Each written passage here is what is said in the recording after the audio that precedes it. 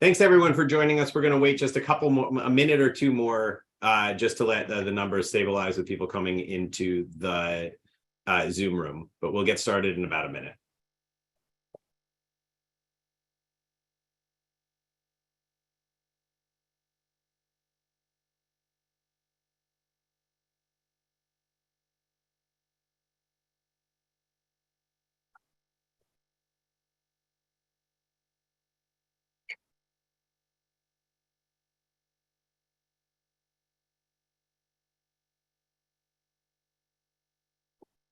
Okay, let's get started. My name is Joshua Tucker. I'm the director of the Jordan Center for the Advanced Study of Russia at New York University. I'm joined by my colleague Elise Giuliano from the Harriman Institute at Columbia University, and this is the New York City Russia Public Policy Seminar Series.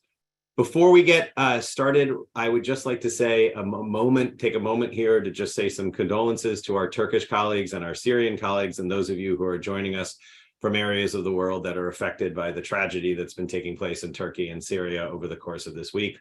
Our thoughts are with you, and we hope for safety and health and resolution. Today's event, I'm delighted to welcome all of you here to today's event. We have a fantastic panel, and all of us who organized the New York City Russia Public Policy Series is extremely excited about this. Today's panel is going to be is titled War on Ukraine, the Impact on China and India. We've got an incredible set of panelists here. I just wanted to take 2 seconds before we got started to say something about the New York City Russia Public Policy Series.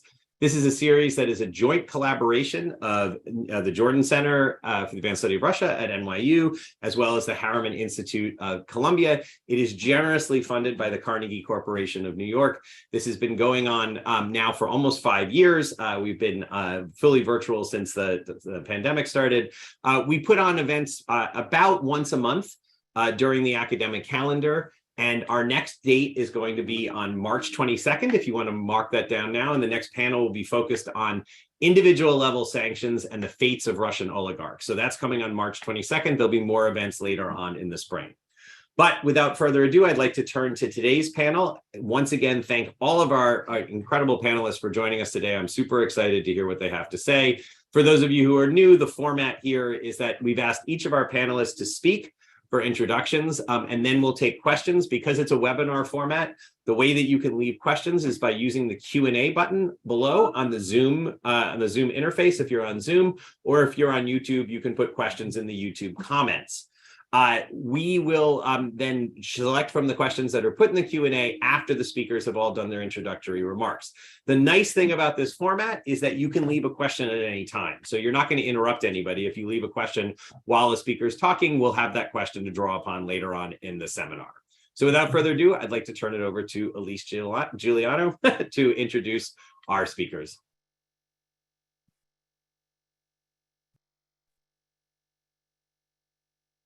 Thank you, Josh.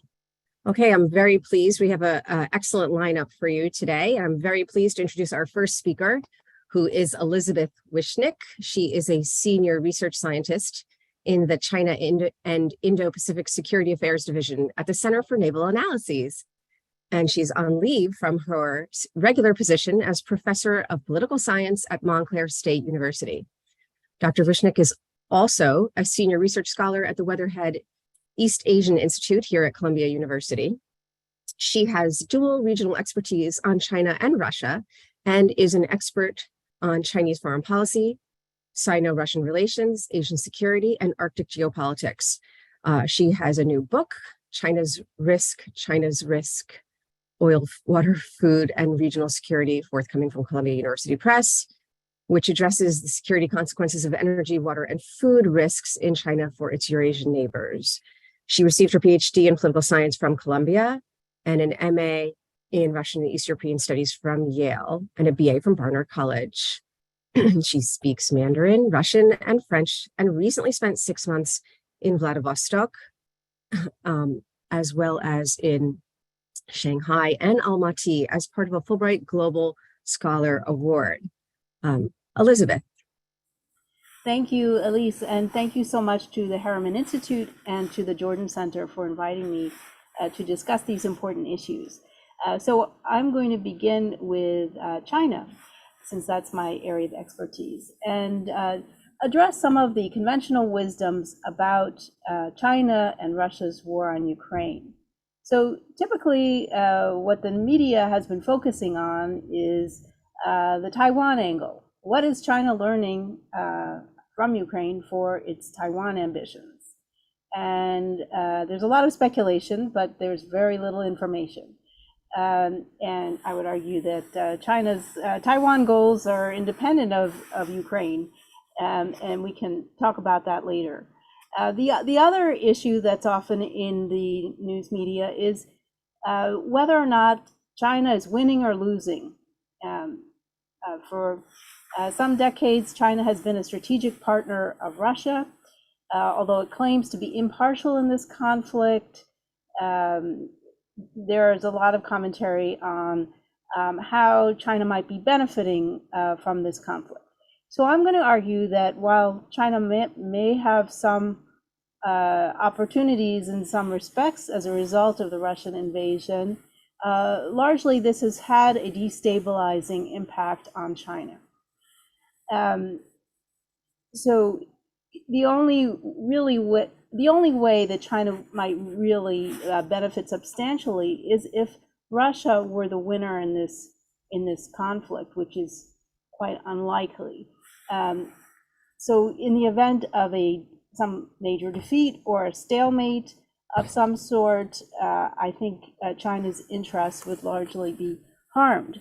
We see this in terms of Chinese interests in Europe, where China has seen its positions eroding as a result of its association with Russia in this conflict, because we have seen China defending Russian positions in the media, abstaining or supporting resolutions in favor of Russia in the United Nations, and so on. So China's claim of impartiality has not resonated in Europe. Similarly, China's Arctic goals are likely to be put to the test as a result of the Russian invasion, because Russia is the chair of the Arctic Council, but no one is meeting with Russia in the Arctic Council. China's only an observer there, so it's seen its ability to interact in the council eroding as well. What about sanctions? Is China helping Russia evade sanctions? That's another hot topic. There was recently an article in the Wall Street Journal talking about how, based on some research from an NGO in DC, China was assisting Russia under the radar by its creative bookkeeping in its defense sector that was providing some dual-use technologies that have been hard for the US and other countries to sanction. But we have not seen overt military aid from China to Russia. However, China's economic interests have been affected by this conflict. And there has been a lot of attention to China's energy purchases. China has benefited from some lower oil prices, and its oil imports from Russia grew more than 40% in the last year. China, before the conflict, was the largest purchaser of Russian oil, and now imports from Russia account for about 20% of China's oil imports. Gas purchases have stayed about the same. Russia accounts for about 10% of its gas. So China has benefited in this sense by the availability of oil, but China cannot replace Europe as a gas partner. China only accounts for 1/3 of the amount of gas that Russia sent to Europe. So, and you cannot just switch the gas supplies from Europe to Asia because they're in different fields, they have different infrastructure connecting them. The only way Russia could send more gas to China or other Asian countries would be LNG. But in other respects, China has lost economically. So prior to the conflict, China was Ukraine's largest trading partner in 2019 and 2020. China purchased 30% of its corn from Ukraine. Although China only imports 10% of its corn, 30% came from Ukraine, and the rest came from the US. So trade with Ukraine, China's trade with Ukraine has declined precipitously in the last year. China had also invested in Ukrainian ports like Mariupol and lost its interest in that way. The Belt and Road routes went through Central Europe, including Ukraine, now are abandoned. And so certain types of economic interests have been eroded as a result of the Russian invasion. And some argue that China will gain because Russia will become more economically dependent on China. And it's true that trade between Russia and China has increased considerably in the last year, but I would argue that a dependent Russia is not what China wants. China wants a Russia that is a worthy partner globally. Because China has many small countries that could be dependent on it, but Russia was really the only large country that was a worthy strategic partner in a sense. They can't really replace Russia very easily with other countries. So I don't think that dependence argument is very appealing.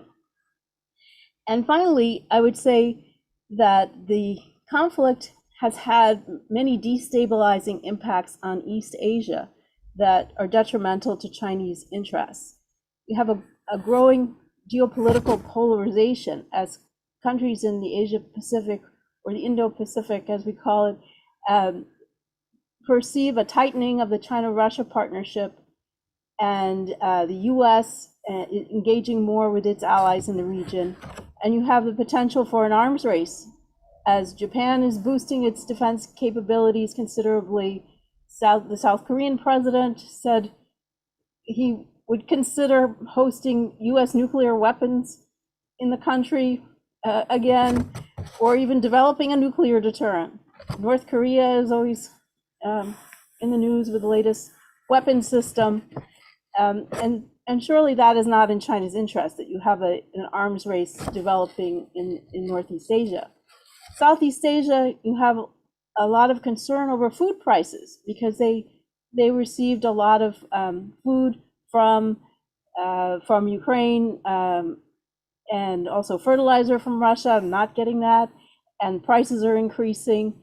And so that creates the potential for instability in that region as well. And then also Taiwan. I opened with that, I'll close with it.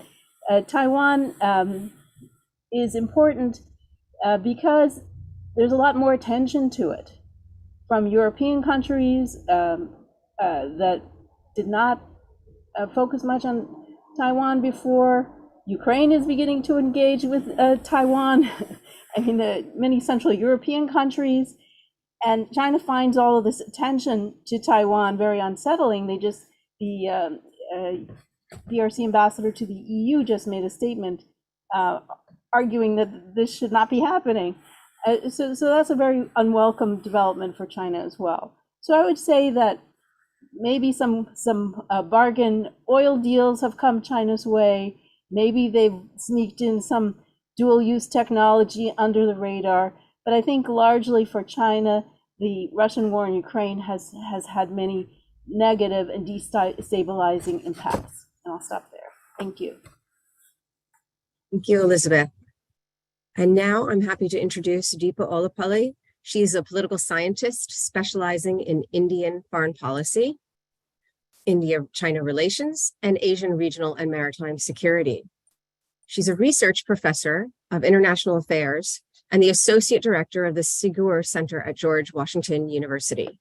She also directs the Rising Power Initiative, a major research program that tracks and analyzes foreign policy debates in aspiring powers of Asia and Eurasia. Dr. Olapalli is currently working on a book entitled Big Power Competition for Influence in the Indian Ocean Region. The book assesses the shifting patterns of geopolitical influence by major powers in the region since 2005 and the drivers of these changes. She's the author of 5 books. Previously, she was an associate professor at Swarthmore College and has been a visiting professor at King's College London and at Columbia University.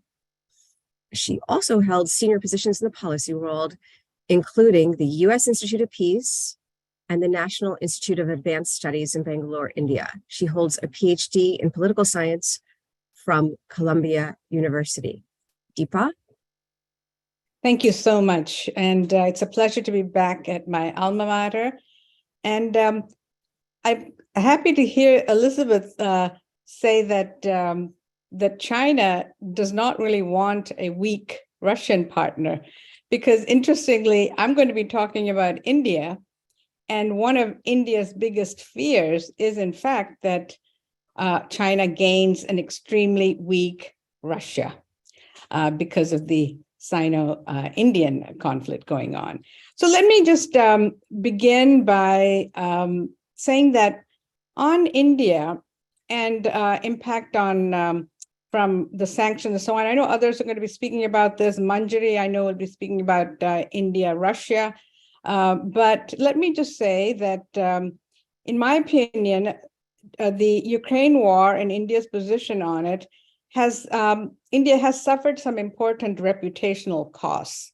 But I think if you look at it in terms of more tangible factors, it's actually done fairly well so far. So let me just start by talking about how sanctions have had some immediate and direct impact, and then I'll talk a little bit more about the broader political relations that India had and is evolving with the major powers. So, of course, we know that India did not join the Western sanctions regime, abstaining up to 11 times in the United Nations in resolutions condemning Russia. But when you look directly at the impact of the sanctions regime on India, the short answer on the economic effect is that India has actually managed to weather them better than most. Like others, it was hit by the energy and commodity price rises and the global slowdown. And India initially stood to lose a lot.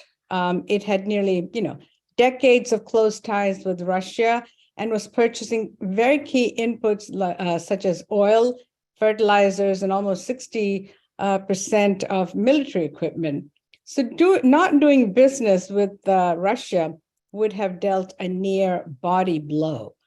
It withstood intense pressure from its friends in the US and Europe to cut its oil purchases. And at that time, it was only importing about 2% of its crude oil from Russia. But then Russia lost its Western customers and gave India deep discounts, which India grabbed. And so there's also an oil versus gas story here. Europeans were given an exemption on gas, purchasing gas from Russia, whereas the oil was an issue for India, seen as funding Putin's war machine. And of course, the Indian foreign minister called out the Western countries for making that difference between gas versus oil. Well, at the end of the day, right now, India has ended up importing 25% of oil from Russia. And in fact, it's become its number one supplier. So the immediate direct impact has been rather ironic when we see it from the objective of the sanctions. In fact, another very unexpected outcome of the sanctions is that India has emerged as a global energy player. That's because India is buying cheap Russian oil, processing crude at its refineries at home, and then re-exporting the products to Europe and US. Now, what it's doing is it is crimping Russia's revenues, but it's also further supporting against a global oil supply shock. It happens to have good refining capabilities. And so it has been rapidly expanding them, and now it's become a net exporter of petroleum goods. And under the EU guidelines, as far as I know, India is still operating within the rules, and that's because when Russian crude is processed into fields and in a country outside of the bloc, such as India, the refined products can be delivered into the EU because they're not deemed to be of Russian origin. It's a technicality, but something that India is benefiting from. And India is set to actually grow quite well in 2023. It's one of the only bright spots in the IMF and World Bank reports. 2023, it's supposed to grow at 6.9%. And this is not at all shabby when you compare it to the advanced economies of the West, which are set to grow at about 1.4%. 9 out of 10 of these big powers, advanced economies, are going to decelerate. Well, of course, I've given you a kind of the beneficial outcomes from India's point of view economically, but let me be clear that there have been very negative impacts on its currency, foreign exchange, and of course, inflationary pressures. Now, beyond the economic impact, there was a chance that India itself could get sanctioned by the US for purchasing Russian S-400 missile defense systems. These are very advanced systems from the Russian side. And the US had already sanctioned Turkey for purchasing them in 2020 under the so-called CAATSA Act, the Countering America's Adversaries Through Sanctions Act. So when India refused to break the agreement with Russia for additional deliveries of S-400s after Ukraine, it looked like it could face CAATSA. But as it turned out, in July 2022, it got a legislative waiver in the US Congress. So it looks like India might get its third delivery squadron of these S-400s really soon, maybe even this month. So all in all, I would say that what had looked like a weak hand for India as the Ukraine war began, I think it's played it rather well. That said, what about longer-term political and foreign policy impact going forward? And I want to make 3 points here. And I said that India looked like it had a weak hand at the beginning of the war because it was isolated. Among its friends, it had taken a very unpopular international stand. It stood apart from the Quad, the US, Europe, and what I would call it kind of had a go-it-alone foreign policy. But looks are deceiving because I would suggest that instead of being isolated, India's foreign policy of what it calls multi-alignment, which has been going on since the early 2000s, as opposed to the earlier non-alignment, seems to have worked. In fact, India is a key member of Quad at the same time that it has membership in BRICS and the Shanghai Cooperation Organization. It's the only major country to have such diverse membership. And in fact, in the middle of the Ukraine war, India at one point was having naval exercises with the Quad, US, Japan, Australia, but also military exercises with Russia, China, and others at Vostok in September 2022. These were routine, but still the imagery was quite stark. It was also instructive to see how senior diplomats and officials from practically all major European countries, US, Japan, rushed to India during March and April of 2022 to persuade India to join the sanctions. Before this, in earlier years, I think it would have been India sending diplomats to other countries to explain its unique stand, unpopular stand in these countries. A second point that I want to make here is that in terms of its overall foreign policy, there's a really big disjuncture between US and the West, and that is India sees Russia as a friend, China as an adversary. And this is very different from the US and West, which now sees Russia, China as an axis, as the major strategic threat. And I think this is the basic divergence between India and its Western partners. It's going to be the most difficult to resolve, but I don't see it changing anytime soon. There is very little to no pressure on Prime Minister Modi to change his policy toward Russia. He's got enormous domestic support for this. I will just say that I happened to be in India in March 2022 giving some lectures, and there was enormous pushback for anything that was supportive of breaking away from Russia on this from across the board. So I think that's because of Russia's historical and regional importance. I'm sure Manjari will tell us about. In fact, the Indian National Security Advisor was in Moscow yesterday for a conference on Afghanistan, which happens to be extremely important for India, Afghanistan. And the flip side is that Joe Biden, I didn't hear him say Afghanistan even once in his State of the Union.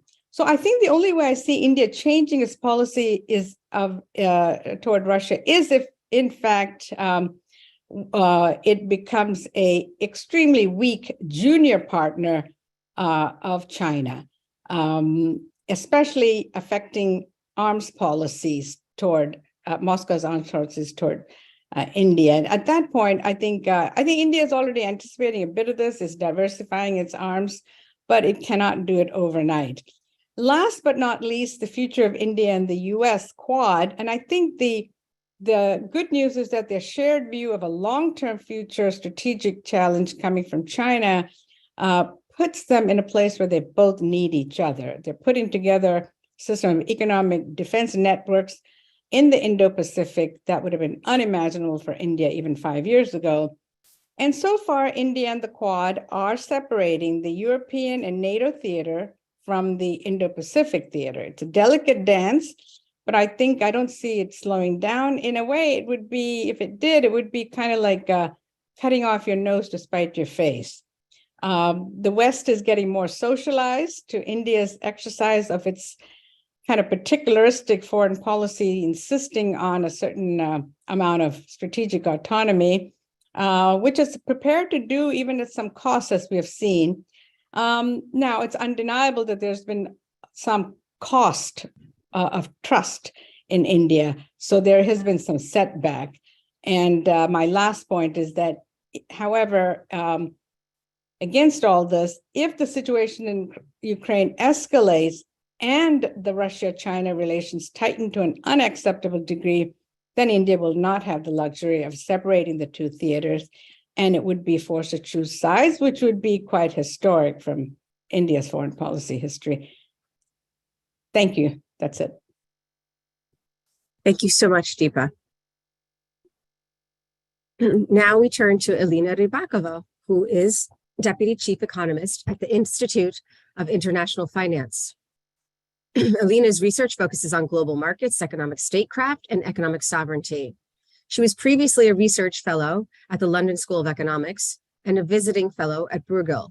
She also held senior roles in economic research at a diverse set of financial institutions, most recently with Deutsche Bank in London as head of EEMEA research, as well as leadership positions at Amundi Asset Management, Avantium Investment Management, and Citigroup. She's also taught at the Stockholm School of Economics. Ms. Rybakova began her career as an economist at IMF headquarters in Washington, D.C. She received her master's in economics from University of Warwick and her bachelor's degree in economics and business administration from the Stockholm School of Economics. Elena? Thank you so much. And it's an honor to be on this panel precisely because we have so many panels that talk about Russian sanctions, talk about this sort of new economic and geopolitical reality without actually having a deeper understanding what's happening in terms of India and China and the relationship between these countries. So I'm very grateful to be on this panel and also learn a lot myself, because we cannot have this sort of just the US European centric view on this issue. So just from the point of view of Russia after the beginning of the full-fledged invasion of Ukraine, Russia has indeed worked very hard to diversify its exports and find new import routes. And while on one hand, we see, especially in the public domain, very cautious statements from China, but at the same time, we see the much sort of strengthening of the relationship, the trade relationship between Russia and China. So if you first look at the export side, we see there that India appears to have benefited the most.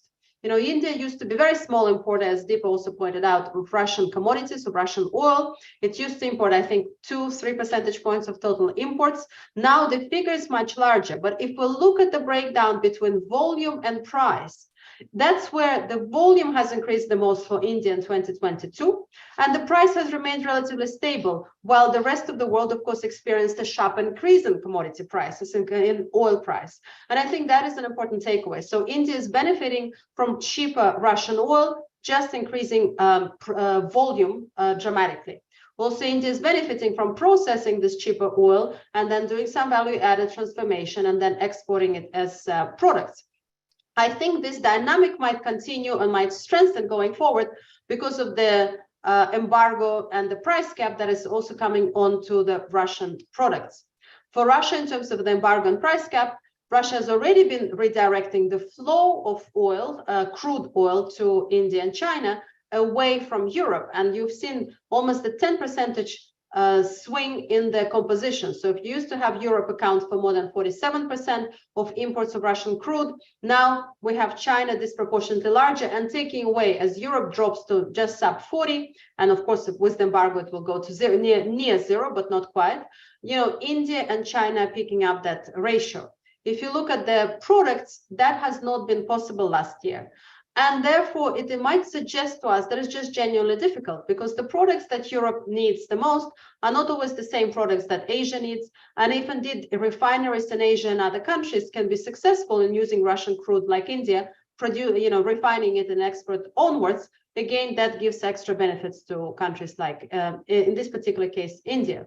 If we look at China, the situation is more mixed. We have seen a pickup in volumes of Russian oil. As I mentioned, there is a redirection, but at the same time, the price for China has also increased, actually, if you look at the year-on-year basis, 2022 versus the previous year. This is partially because of the potentially long-term contracts that we see between China and Russia on oil. So the situation is more mixed. Nonetheless, there is a clear swing. We have, especially with the embargo and the price cap, Russian commodities. Russia is mostly a commodity exporter. It's exporting more than 50% of total Russia's exports is oil and gas. And of course, that needs to find a new home. And as Elizabeth pointed out, gas is much more cumbersome to find a new home. As a result, of course, for Russian oil revenues in January, the oil revenues are down 46% month on month. We don't yet have fully reliable data in terms of the effect of the volume and value and the shipping costs because of the embargo and the price cap, but it seems to be, at least for the Russian budget, it's having an effect.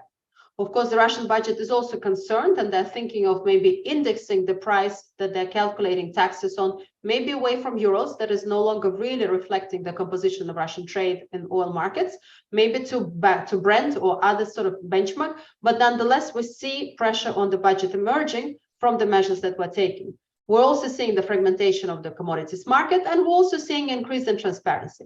So this is on the Russian export side. If you look at the Russian import side, we have seen a dramatic change in terms of the largest trade partner. China used to account about 20% of total Russian imports, and that number is now more than 35%. So as some of the European countries withdrew from trade with Russia, China seems to have filled in that gap. Overall, Russian imports last year are still down. They're down between sort of 15 and maybe 20% last year. So the overall imports are down, but nonetheless, the composition has changed dramatically. So China moving from about 20% of total Russian imports to over 35%. If you look at the subcategory, indeed, China appears to be cautious in terms of not crossing the red lines. And of course, US has been sending very strong message that they do not want to use secondary sanctions, but they can still put some Chinese companies on the list, and that definitely would be painful, and we've seen them doing that in certain cases. Nonetheless, China seems to be sort of filling the gap on the Russian import side. If we look at the specific components, maybe chips or other components, there we'll also see a big change, and that area is even less transparent. If you will look from the Russian statistics, we see a large increase in chip imports, including chip imports from China and Hong Kong. If you look at the Chinese side of statistics, you're not seeing that as much. So this is again somewhere we need to do more work, which is particularly cumbersome, since on one hand, China has a history of being sometimes intransparent with their statistics, and Russia, of course, blocking statistics publication from the beginning of the year, including for its trade. So one needs to find the roundabout ways of doing it. Nonetheless, we see China supplying at what it seems with imports, shipments of chips to Russia, compensating lack of access to the Western companies, or potentially in some cases, rediverting some of those exports. The same situation we see, for example, in Turkey, and we see the US Treasury making very strong statements, where some of the chips may be made in Germany or Netherlands or drones, and they're being somehow shipped onto Russia via this new sort of alternative routes. And we definitely need to look at that more closely. So with that in mind, I think the last point on China and exports to Russia, what I want to point out is that we do have some of the Chinese companies that are very strong in military exports, and you know, JDI and others, which are of course important for the war effort, you know, from the Ukrainian side, and of course also from the Russian side.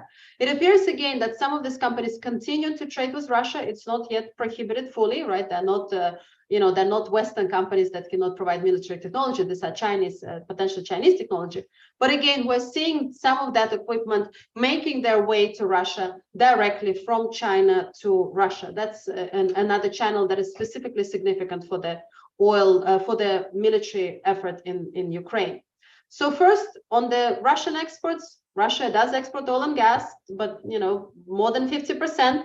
We see fragmentation of the market, move towards Asia, and we're also seeing much more murky market than we used to see before. And I think that is important. On the import side, yes, we have seen a big contraction, but it seems that China is stepping in, other players are beginning to step in, they're taking the share of the market. It is possible they're sending worse quality or higher priced goods, but nonetheless, it seems Russia is capable of accessing. And I thank you for flagging that article in Wall Street Journal. We had an exclusive by Wall Street Journal of one of our reports specifically focused on the China's role in trade with Russia. And then just to sum up on the sanctions and the geopolitics of it, I think the 2023 needs to be a year of implementation of sanctions, and also working with partners who are against the war, or maybe sort of not as invested in this sort of in Ukraine winning the war as maybe European Union is, or the United States, but nonetheless working with them and understanding what are the priorities on the other side, what are the priorities that India or China or Turkey might have, and then trying to focus on very specific issues that will help us stop Russia's war on Ukraine. Thank you so much. Thank you, Alina. Okay, and now for our final speaker, I'm happy to introduce Manjari Chatterjee Miller, who is a senior fellow for India, Pakistan, and South Asia at the Council on Foreign Relations. She's also a research associate in the Contemporary South Asian Studies program at the School of Global and Area Studies at the University of Oxford. An expert on India, China, South Asia, and rising powers, she's the author of Why Nations Rise, Narratives and the Path to Great Power, published in 2021. The book was shortlisted for the 2022 Hedley Bull Prize in International Relations. She also has authored Wronged by Empire, Post-Imperial Ideology and Foreign Policy in India and China. Miller is the co-editor of the Routledge Handbook of China-India Relations and is a monthly columnist for the Hindustan Times, as well as a frequent contributor to policy and media outlets in the United States and Asia. Currently, Miller is on leave from the Frederick S. Pardee School of Global Studies at Boston University, where she's a tenured associate professor of international relations and the director of the Rising Powers Initiative at the Pardee Center. She's been a non-resident fellow at the Atlantic Council and a fellow as well at Harvard University, and a visiting associate professor at National University of Singapore, and a visiting scholar at Australian National University. Miller has received her BA from the University of Delhi and master's degree from the University of London and PhD from Harvard University. She was a postdoctoral fellow in the China and the World program at Princeton University. Manjari. Thank you so much, Elise. Thank you, Josh and Elise, for inviting me. Thank you, Anton, for reaching out. I'm delighted to be on such a distinguished panel, and you've already heard from three excellent experts on not just China's attitude towards Russia, but also the impact of sanctions and how India has been navigating and navigating its relationship with Russia with regard to oil imports. So let me just frame my remarks today by just posing one question, which is this. If today Indian oil imports from Russia are at such a high that Russia has replaced Iraq as India's top supplier, then why is it that we have not heard a peep of condemnation from the United States? And the reason I pose this question is because 5 years ago, such a scenario would have been absolutely unthinkable. And what it speaks to is really how India's relationships with Russia, with the United States, and with China have changed. And so that's what I want to talk about today is what is the background, what was the relationship with Russia like? How has it changed, and how is it framed by India's geopolitical challenges today, which has led to actually quite a surprising outcome in the aftermath of the Ukraine war? So India's relationship with the Soviet Union, right, during the Cold War, predated even Indian independence in 1947. But essentially, India's leaders, who were all anti-colonial, were deep admirers of the Soviet Union. They were socialist, and they admired the Soviet Union for what they thought was its anti-imperialist stance. So, many Indian leaders, like Jawaharlal Nehru, essentially thought of the Soviet Union as a European country that rejected European colonialism. Now, what's interesting is that this, admiration was not really returned under Stalin, right? So Stalin looked down upon India. He considered, Indian leaders to be insufficiently socialist. And Gandhi was in fact condemned as a bourgeois British stooge by the Pravda. When he died in 1948, the Pravda devoted just 2 sentences to his death. Now, what changed was when Stalin died and Khrushchev came to power, that's when the Soviet Union started treating India as a country that it desired a partnership with. And so, this is when you had the framing around India and Indian leaders also change in the Soviet Union. So this is also when, suddenly Gandhi again is restored to being a glorious patriot. Indian socialist leaders are considered worthy of the Soviet Union's attention. Now, what happens is that with these changes, along with these ideological changes, where the Soviet Union now starts treating India as a partner, you have a development in the relationship where India is nominally, non-aligned, but it develops a deep friendship with the Soviet Union. Right. So in India, particularly, you had a flourishing of pro-Soviet ideology. You had everything from India-Soviet friendship societies to deep cultural exchanges that really permeated the relationship. And that kept pace with material changes. So India starts receiving copious amounts of economic aid from the Soviet Union. But crucially, India's military relationship with the Soviet Union also starts to change. And so the Soviet Union, during those years of the Cold War, becomes India's top military supplier. On one hand, Soviet arms were much cheaper than those offered by the United States, so that was a factor. But also, the Soviet Union, never imposed conditions on the selling of arms to India, and the United States often did. So those factors meant that the Soviet Union, for the decades of the Cold War, was India's top military supplier. Now, if we fast forward to the end of the Cold War, now you don't have the Soviet Union anymore, you have Russia. What happens is that even though, at the end of the Cold War, India looks up and realizes that one of the countries, a superpower that it was friendly with, no longer exists, and it needs to look for arms somewhere else. The fact is that India's military hardware continues to be Russian, right? So even today, here we are, decades after the end of the Cold War, but even today, depending on which statistics you look at, 60 to 80% of India's military hardware is still actually Russian. So this means that pragmatically, right, India still has to look at Russia anytime a part breaks down, anytime it wants a software upgrade, anytime it wants any kind of new part. And even though since the end of the Cold War, India began diversifying away militarily from the Soviet Union. So today, India's top arms suppliers are not Russia, but rather France and Israel, even the United States. The practical aspect of it meant that India still had to look to Russia constantly to actually maintain its military. Now, what this meant was that at the end of the Cold War, this, along with all of the ideological goodwill that India had, meant that Indian dependence on Russia, in a sense, continued for a very long time and continues today.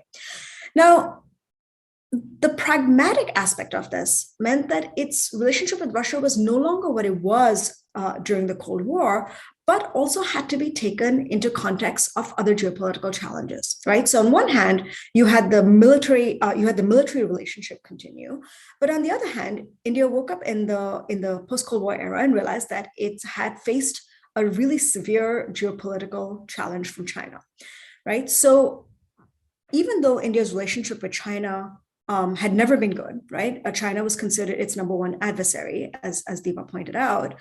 There were certain skirmishes that happened in the 2000s that led to a complete erosion of trust between China and India.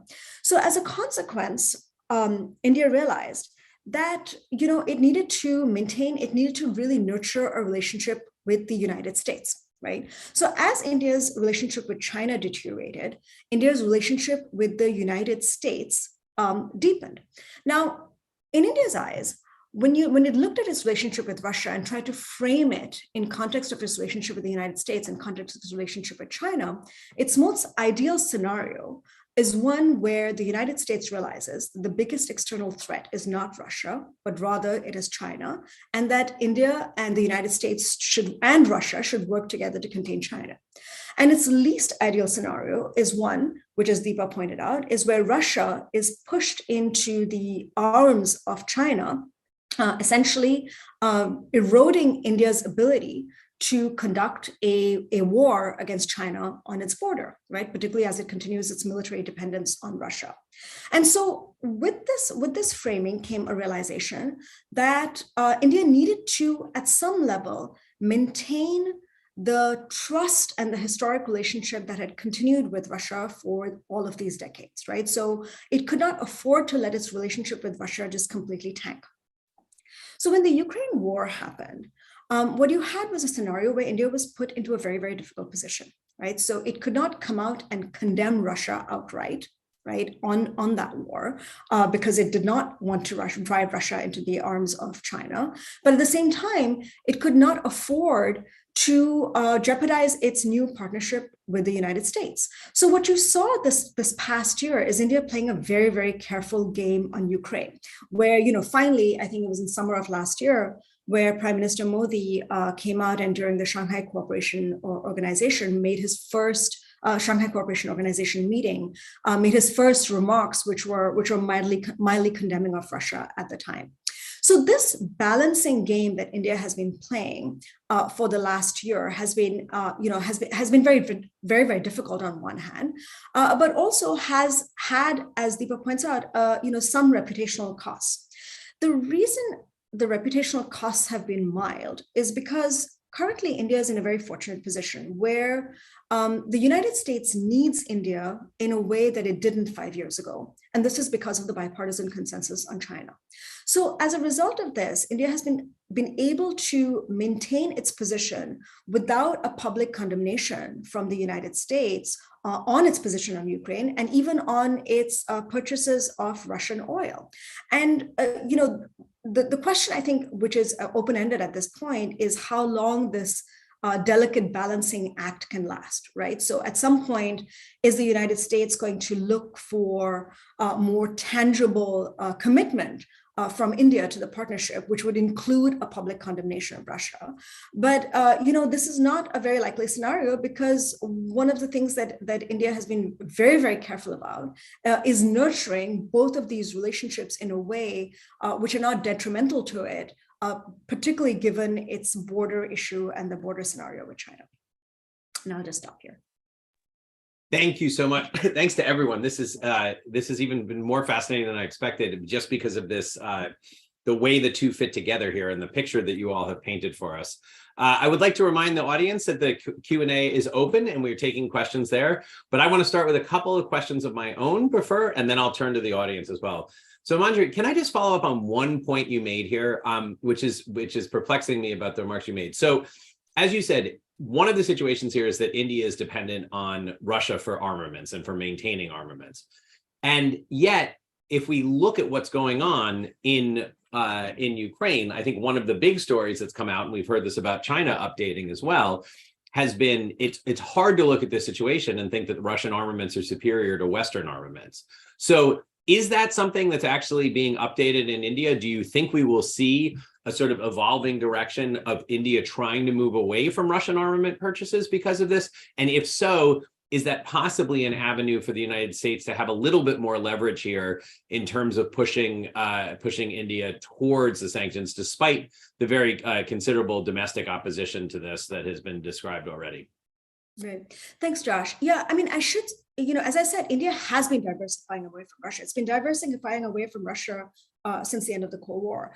But, it's really interesting you bring this up, because I remember when the Ukraine war first broke out, and I was chatting with Indian government officials, and there were two things that really stood out in those conversations. Okay, the first thing that really stood out was how quickly they expected the war to end, right? And I think that was just really interesting. They expected the war to be over very fast. And I remember one very senior official saying that, oh yeah, this is a manufactured by the New York Times in terms of how Ukraine is doing. So there was this real expectation that it was just going to be over very, very quickly, and Russian force would be overwhelming. But the second thing about it was also how interesting it was that they thought this was really a Western conflict, right? That this would not have an impact on Asia. And of course, we have seen both of those scenarios be completely wrong, right? I mean, on one hand, this is exactly the scenario which you mentioned, which is we are seeing Russian armaments in action. It is not giving us a very optimistic picture. And of course, other than apart from oil prices, there was the whole fertilizer crisis, there was the food crisis. So of course, also has an impact on Asia. And I don't think India expected any of that.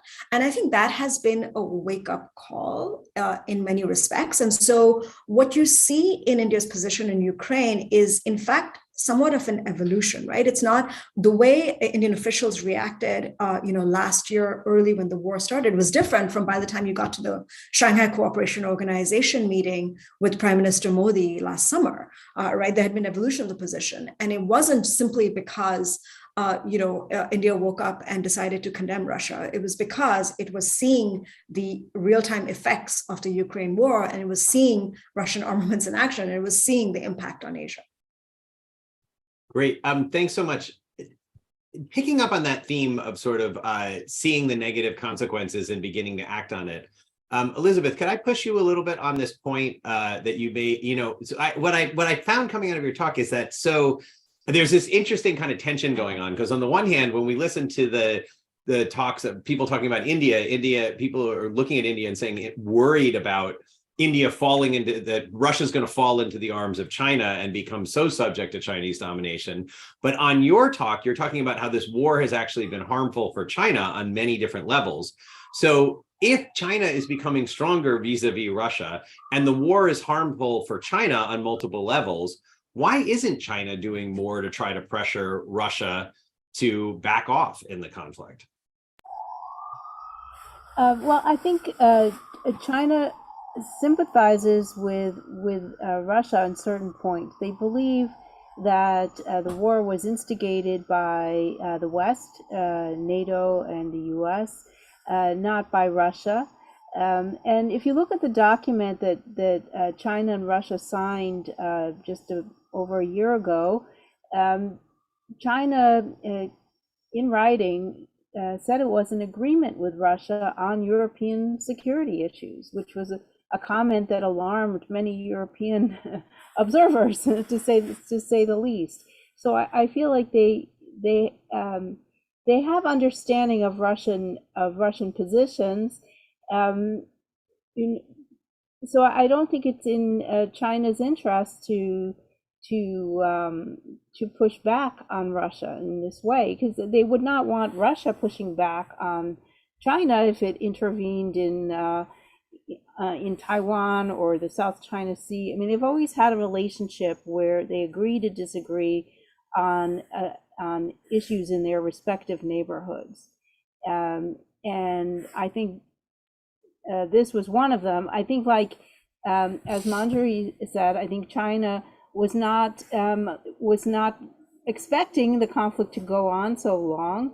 They believed that Russian military capabilities, and thought that the conflict would be over, in a very short order. So they're also trying to figure out what their bottom line is.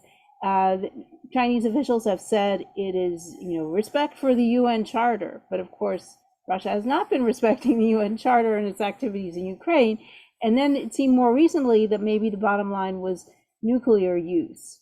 But even that, there's a question, and I guess we'll come to that later. It's not clear, what exactly that means for China. So I don't see China pushing back on Russia. They've probably been the least willing of any of the major countries to do that. I think India has been much more vocal. Turkey has been more active in mediating. Even Israel has been more active than China as a mediator. Thanks, Elizabeth. Next, I have a question for Alina. A mutual acquaintance of ours, Megan Green, said that I should really ask you about the fact, why is it that it seems, and you did bring this up in your talk, based on your research, that it seems that India is getting more of an energy discount than China. From an international relations perspective, again, everything we've heard so far about the power relations here, if we think that economics follows power relationships, this would be the opposite of what one might expect here. So I know you've been looking into this contract data. Like, what's your take on this? Why do you think China, and you mentioned this in your report, you said that India was getting more volume, cheaper prices, China was getting more volume about the same prices? What's going on here? What's the explanation for this kind of paradoxical finding? It is indeed very, very good question. So we know that China mostly gets it via the pipeline, and that's the biggest that's the biggest venue for China to get Russian oil. I suspect there might have been some long-term contracts that were set before, or maybe in the beginning of Russia's war in Ukraine, when the oil prices spiked, China managed to lock in a price, which was maybe in between 70 and 80. And then at the time, we had much higher prices and concerns potentially for even more elevated prices. And that seems to have persisted through most of last year. And now going further, there are a lot of questions exactly how would these contracts look like at the Kuzminov port? And also, who are the providers of the services, the ships, the insurance, that help transport this oil? And whether there are potentially related parties, that Russia exporting from that port is maybe not exactly arm's length, but we're getting away from China here a little bit. So on China, I think it might have been the longer term contracts that were already locked in. I'm also curious to what extent maybe some of the previous sort of contracts were maybe even prepaid by China. But yes, I think it's an important phenomenon that we need to dig deep into. So just to push just a tiny bit more on that, if it was these pre-done contracts, do we suspect that those were short-term contracts or long-term contracts? Like, are you talking about like they're locked into these kind of prices for 3 to 5 years? This is not maybe that doesn't happen in the oil and energy markets. Or is this something that we expect? Because we're getting a lot of news now, right? I saw something in the news today about how Russia said they're going to cut back on oil sales generally in response to recent developments. And so for those who are trying to watch Russia's budget situation, do these higher prices from China, is that something that you expect is likely to expire shortly? And so that will be another hole in the Russian budget, that even to keep up the same amount of volume to China is going to be less profitable now that prices have dropped globally and these contracts have expired? Or when you say locked in prices, could they have locked in prices for 3 years? Could this be something that's not going to change? I think that is unlikely that we'll have the contracts that are 3-year term, especially in the Russia-China trade relationships. If anything, what happens is that China might pay for something upfront investment in infrastructure, and then you just register as if the money is being received. But in the end, actually, the money has been received a long time ago. It's not fresh money going to the budget. It might be something like that going also with the oil contracts. We don't know for sure. In terms of the longevity of this contract, it's clear it seems to have lasted most of the last year. We see the early drop off in price. I think some of the data that we see in the customs are maybe lagging the actual developments. In terms of the impact on the Russian budget, I think what we will see Russia disconnecting from Urals for their calculation and going to Brent. Russia has sort of added complexity in the last 5-7 years to the tax system, the way it deals with the oil and gas majors. So just to give you a brief history, and I really appreciated the history of my colleagues here, because I remember a lot of studying about Indian literature when I was growing up in the Soviet Union. So I do remember that special connection and reading Pravda as well. So what is that? Sorry, I lost my train of thought. What I was going to say. On the budget. Disconnecting from Urals. So I'll blame it on my recent concussion. So on the budget, so what Russia was trying to do was the sort of the history. We have mostly oil and gas extraction. It's extremely important for the economy. If anything, if you plot the oil price and the GDP growth, it will come very close. But so then Kudrin times, early 2000s, Putin also coming to power, they realized that, wait a second, these companies will always cheat us. So if we try to tax them on profits, we'll never see anything. So what they do, they put very simple centralized taxes on extraction and exports. It's barrels multiplied by certain coefficients and multiplied by price. There is nothing else in those taxes. This is tax legislation. Unfortunately, they thought they're getting more sophisticated, and they said, okay, we're going to try to do this tax maneuvers and maybe tax a little bit more on the profit and sort of change our tax legislation. So that's what's happening over the last 5 years. So that tax is much more murky. So this is the third component that has appeared. And in some months is almost 50% of all revenues. And that component depends on the field that is being developed, what investment the company makes in that field. And then you calculate this extraordinary or extra profit tax and you contribute to the budget. So that's where I think the oil majors in Russia can perfectly cheat the Russian budget. But at least on the extraction tax and on the export tax, if they relink it to Brent, then it will be harder to, to under-collect the revenues. And part of the under-collection and the budget revenues we saw was this sort of Urals discount that appeared. There is a sort of major discount. We see it on the Bloomberg quoting, but it's not clear that it's actually genuine, real discount. And of course, to the extent that it's contributed by service, a Russian company can always say, oh my goodness, I'm suffering so much, Urals has to be lower, there has to be a huge discount. Ministry of Finance calculates taxes on that, of course, they're going to under-collect the revenues. So what I'm saying is that the jury is still out. We'd also had some of the, I think it's a 45-day sort of period for the embargo to fully make its way through and the cap. So I think January, February data will be critical to start assessing that impact on the budget. Okay, thanks, Elena. We have a question from an anonymous participant on the Zoom chat for Deepa, which is, could you discuss the impact of commodity shortages, such as Ukrainian and Russian grain shortages, on India? Okay, the Indian imports from Ukraine, first of all, a lot of it was in things like fertilizer and chemicals and equipment, electrical equipment and so forth. The grain prices obviously affected the overall global prices, and it did impact Indian goods, but it also had a strange impact because India is, I think, the world's second largest producer of wheat. And what it did was, in order to sort of take advantage of some of the shortages in the global market, India initially said that it would increase its export of wheat. But then, because of growing inflationary pressures in the country, and also because there was a demand for food within India greater than they expected, then India had to actually reverse that and put a ban on exporting wheat. So in terms of the commodity shortages, India didn't get affected directly as much, but I think the prices overall obviously did. But I think what it is affected is the fertilizer area has been very badly hit. And so I think same with Russia. You saw the same thing happening in some of the other countries in the region, like Sri Lanka and fertilizers.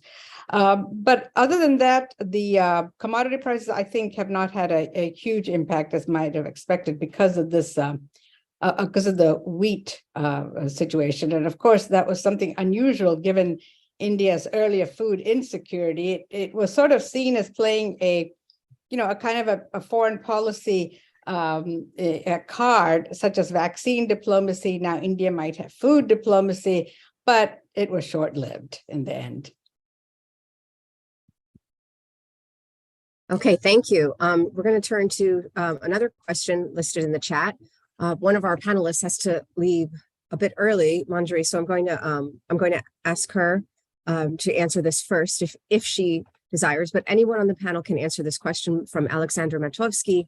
How would China and India respond to a possible Russia's use of weapons of mass destruction, including nuclear weapons in Ukraine? Would they be compelled to join sanctions on Russia if Russia were to employ WMD? That's a great question. The reason that's a great question is because it's something that India does worry about, right? Because what happens is if Russia were to use WMD in Ukraine, it would break a taboo. Now, for India, breaking of the nuclear taboo is huge because it has two neighbors, China and Pakistan, who are nuclear weapon states. Right. So for India, this would be really a security catastrophe in many ways. The other part of it is that it's important to remember that when India goes nuclear in 1998, India doesn't cite Pakistan. India cites China, right, as its reason for going nuclear. So the short answer is India would be extremely concerned. The question is, would India join sanctions? And I believe yes. I think in that case, India would. I think India would have no choice, simply because its own security would be at risk. Thank you, Manjari. Elizabeth? Yeah, I think for China, it might depend on whether this is a tactical weapon or a battlefield weapon or an actual nuclear strike. In the case of a tactical situation, I think China, I'm not sure what China would do. They do have a no first use policy, but since their line is that Russia is defending itself from Western attacks, I'm not sure that this would be that scenario. So they might be looking to see what can Russia get away with in terms of using a tactical weapon. And, because that could help China in a Taiwan scenario, for example. But if there were an all-out nuclear strike, that would put China in a very difficult position, I think, because Xi Jinping has himself come out against nuclear use.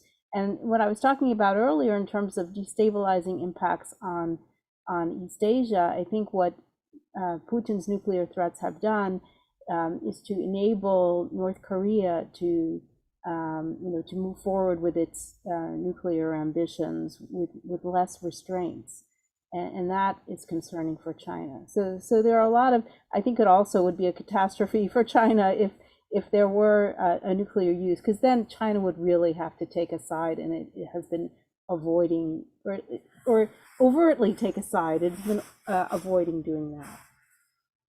Let me just add one point on that, off of what Elizabeth said. I think for India, the concern might be less on China than on Pakistan, and especially because the use, as Elizabeth said, a tactical nuclear weapons is something that the Pakistanis have actually been focusing on, and the theater use has been something that India is concerned about.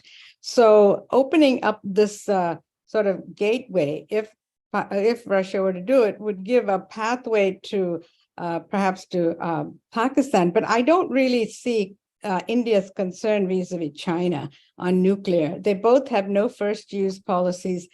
And I think, part of the 1998 publicly suggesting China was in fact a little bit of a ruse, I think, to give more justification. But yeah, so that just a point on Pakistan. I think that would be the key for India. Okay, thank you. I think I'll turn to the next question now by Natasha Kurt, who is asking about the impact on Central Asia, the war's impact on Central Asia, and specifically how China and India's relationship with Central Asian states have changed, since some leaders of certain Central Asian states have implicitly been critical of Russia. So does the invasion mean that China will have more influence in Central Asia? And does it affect India's relationship with Central Asian states at all? Elizabeth, it looks like you might want to say something. Yeah, that's a great question, and I think Central Asian foreign policies are particularly fascinating at this juncture, as they try to respond to all the different pressures the war has unleashed. I just spent a month in Kazakhstan, and so I can comment mostly on that. Kazakhstan is the only country to have both a long border with Russia and China, so it feels this security predicament acutely. And culturally, historically, Russia has been the primary partner, and within the society there is considerable xenophobia because of some of the adverse consequences of some economic engagements with China, and a fear of over dependence on the Chinese market, and border issues, and the Xinjiang issue. The people in Kazakhstan are very well informed about the massive repression of the Uyghurs across the border. So I think that while some elites are interested in engaging with China, there's still a lot of caution. There's a lot of fear of upsetting Russia by doing that. And what I find the most interesting response in Central Asia now is the desire for greater regional integration. That was a process that was always difficult to achieve in Central Asia, and more broader engagements outside the region with South Asia. Maybe my colleagues would like to comment on that aspect, and also outside with the EU, with East Asian countries, and so on.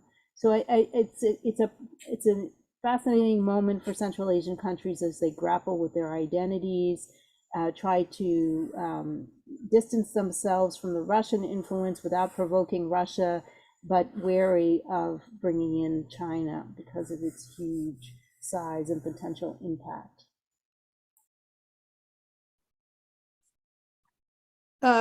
Let me add on Kazakhstan, which is actually the biggest player in this region for both China and India.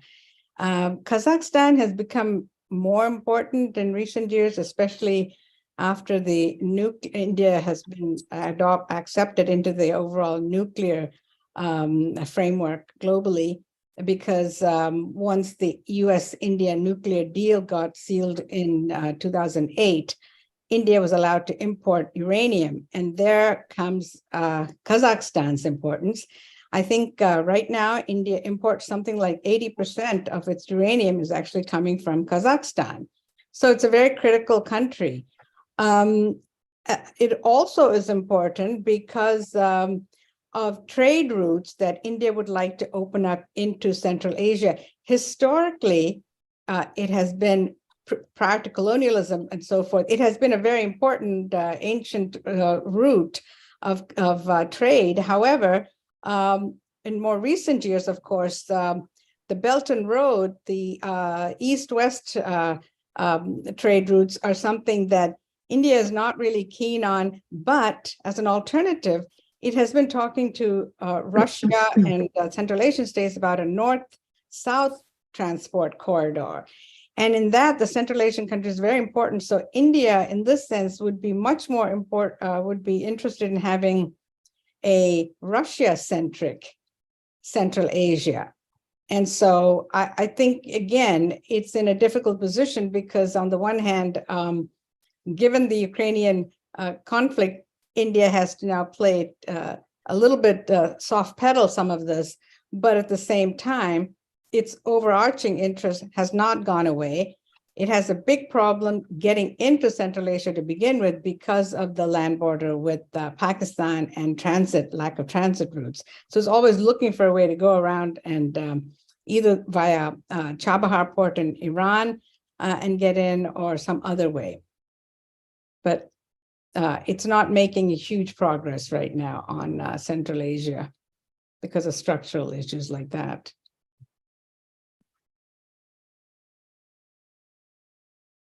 Alina, do you want to comment on that one as well, or on the previous one? Maybe I just also jump on this briefly. I think that some of the partners around, or former partners around Russia, they probably feel that Russia is stretched as is with conflict in Ukraine. And sort of this, there was an early quote unquote success in January last year when Russia sort of participated with the regional forces in helping Kazakhstan.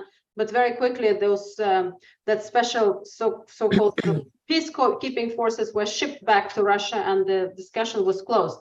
Kazakhstan has also been very keen explaining to the US, to Europe, that they are not helping avoid sanctions, although, of course, know your client procedures for banks in Kazakhstan are much, and compliance levels are much below even some of those seen in Russia and many other countries. So they do have weak baseline, but they've been trying very hard to present themselves as not the country helping Russia to break sanctions. So there's been some mixed evidence on the countries in Central Asia in terms of shipments to Russia. There is not enough transparency, and I think there is a risk of misclassification of goods.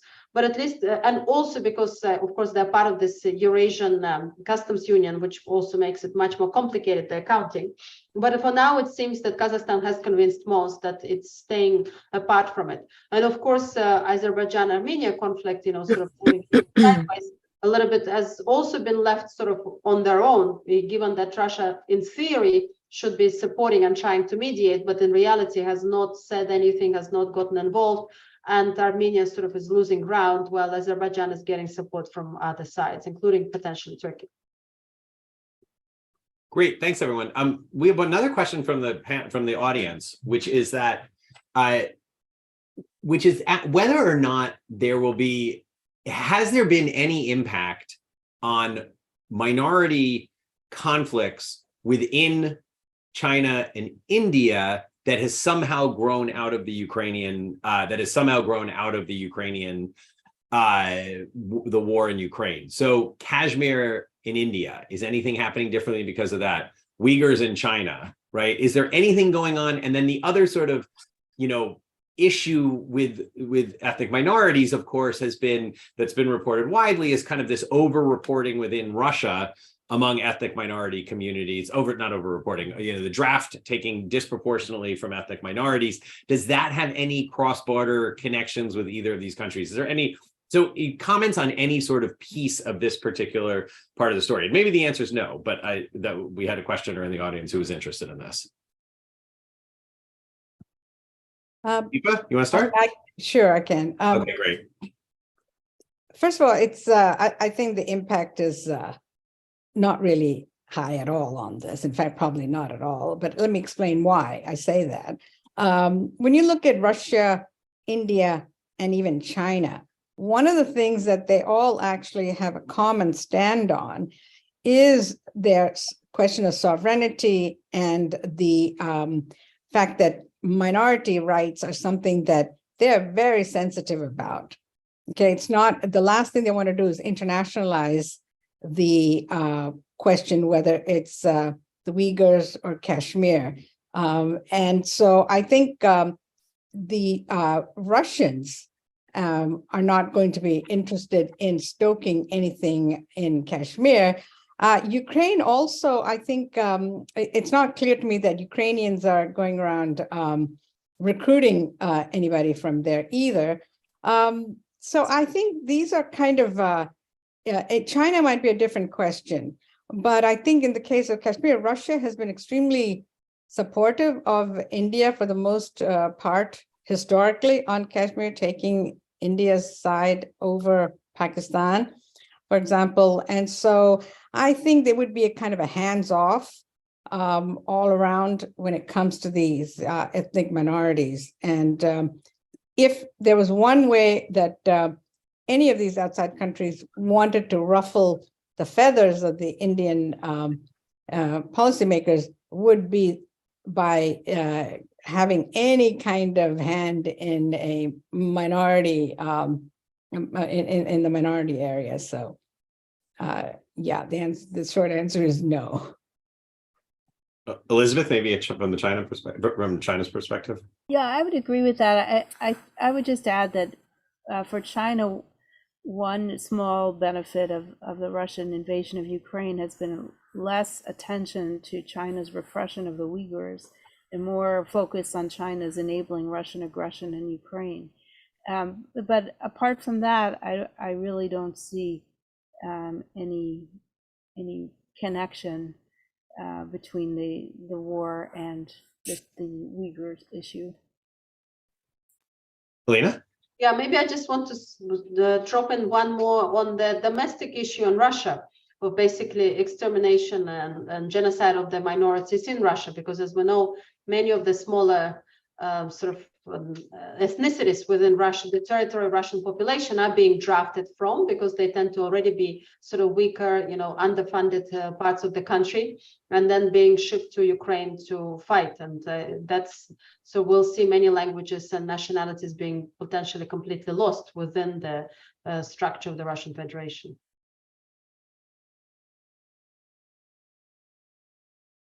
Okay, thank you. We have a late breaking question from YouTube. So I will ask this question, and then I'll ask another broader question, and anyone can answer. From YouTube, will India establish a political and military alliance with Armenia? And my question was if any of the panelists have a reaction to the piece recently published in Foreign Affairs by Shiv Shankar Menon, which is basically about this kind of the war, or the kind of West's distraction by the war, is maybe dividing or sort of reinforcing a boundary between the West and Eastern states, or between specifically India and China and rising powers, because the West is distracted.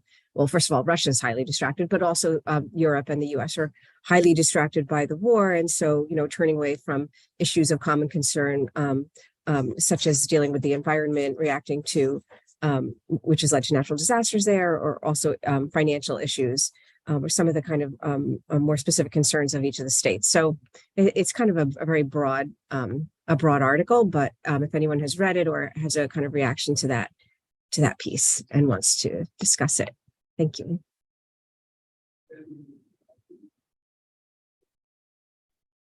Let me just say a couple of things about the broad issue, because I know Shiv Shankar Menon's general arguments.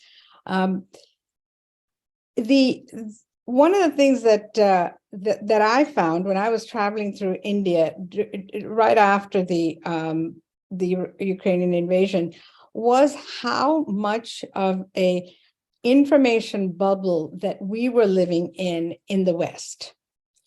And the fact that the people on the ground, including the proverbial taxi drivers, as well as the students that I lectured to and the professors, there was a sense that somehow the United States and the West was now completely disconnected from what was the ground reality in Asia.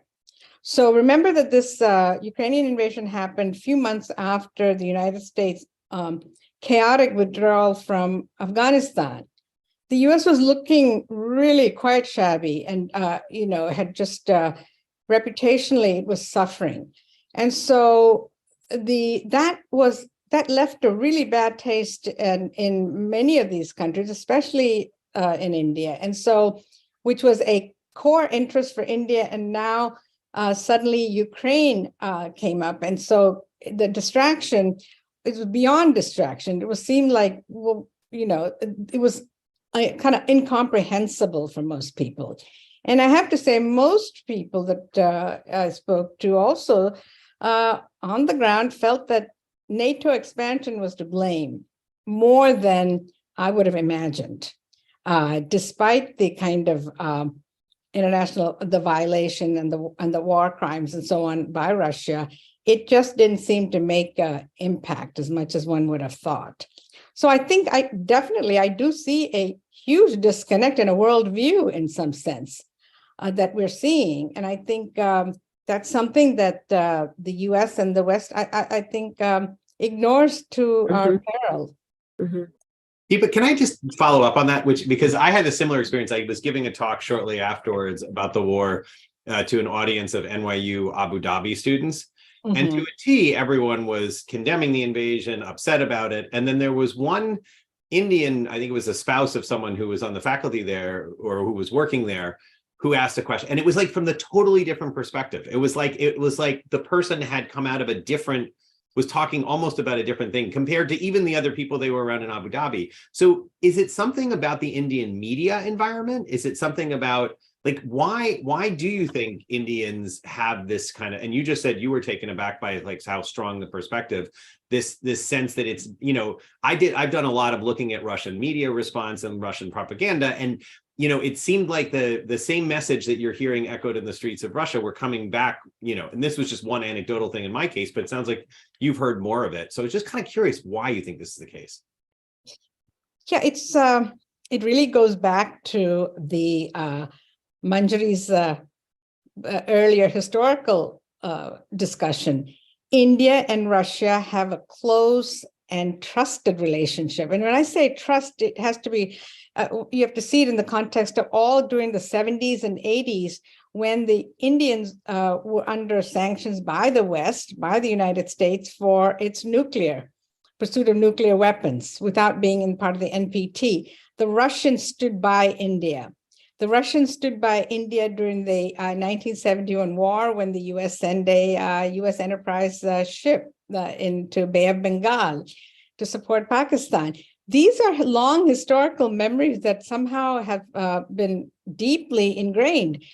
And so Russia, it's been consistent, whereas the U.S. has been here now, they're not. And so it's been very inconsistent, unreliable in some sense. And so I think that has, and as Alina said, the Russians have also spent an enormous amount of time and money in promoting Russian culture and art and in India. They've expended a lot of energy. The army and navy military have a close tie with the Russians. The media is also a reflection of all of this. I think what I noticed was in the Indian media, you had a lot of the mainstream media that was very much pro-government, pro-Russia. I wouldn't say pro as much as it was critical, but it was still much more understanding of the Russian position and very much against any kind of punitive measures against it. There were some smaller web publications and so on that questioned Russia and questioned Indian position, especially suggesting that it'd be stronger on criticizing Russia on the humanitarian situation, because even that,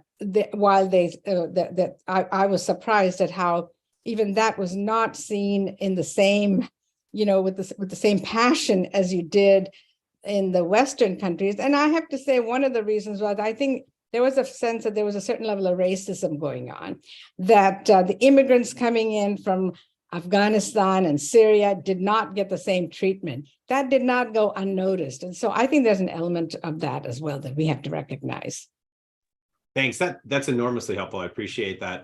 We're getting close to time where we should wrap up, but I want to make sure that Alina and Elizabeth, you have a chance to answer Elise's question and the question that was posed by the questioner before we wrap up. So Elizabeth?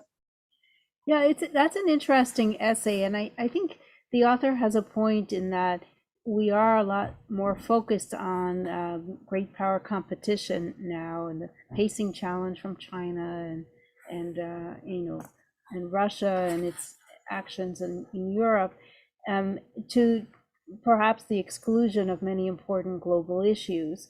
But the focus on, at least in the Indo-Pacific region, I think the focus on China indirectly has led the US to re-engage with countries on environmental issues, on economic issues, as a way of countering China's emphasis on especially on the economic.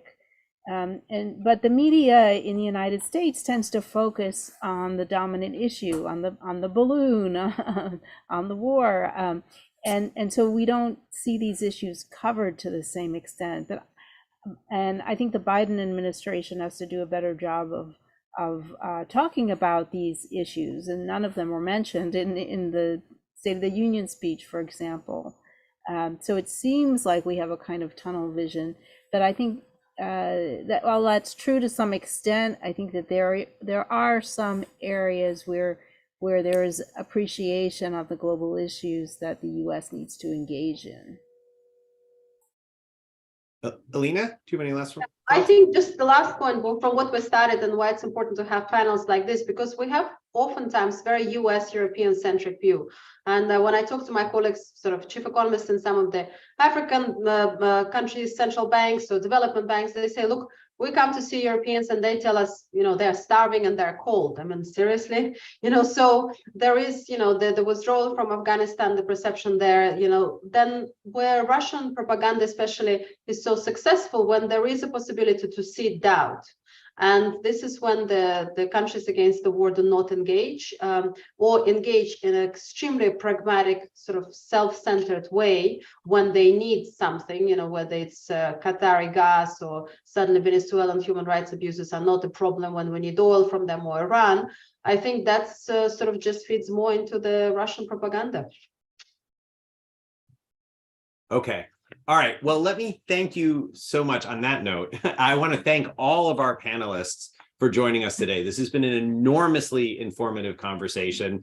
And, on the note that Alina said at the end, it's a conversation, that I think as well, we need to think about, right? It's a year in, and this is when we're having this panel, but I found it, I think it's very informative, and it was great to get the expertise of everyone here, and great to be thinking about these kinds of implications that are happening from this war that are outside of the West, outside of where our heads normally are at when we're thinking about these topics. So I learned a ton I'm sure I learned a ton we learned in the audience. Thanks to everyone who was on YouTube. We had a substantial audience on YouTube as well. Thanks to our panelists. Thanks to Elise Giuliano and the Harriman Institute for co-hosting this together. Thanks again to Carnegie. I just want to give one more shout out. You can find out about forthcoming events in the New York City Russia Public Policy Series on both the websites of the Harriman Institute and the Jordan Center for the Advanced Study of Russia at NYU. And once again, our next event will be on March 22nd, looking again at individual level sanctions, something that's gotten less attention, and the fates of Russian oligarchs. So we hope to see many of you there, and we hope to see the rest of you as well at other events at Harriman and Jordan. So thanks everyone for your time today. And thanks again to our panelists. It's been fantastic. Thank you. Thank you so much. Thank you. Bye-bye. Take care, everyone. Bye.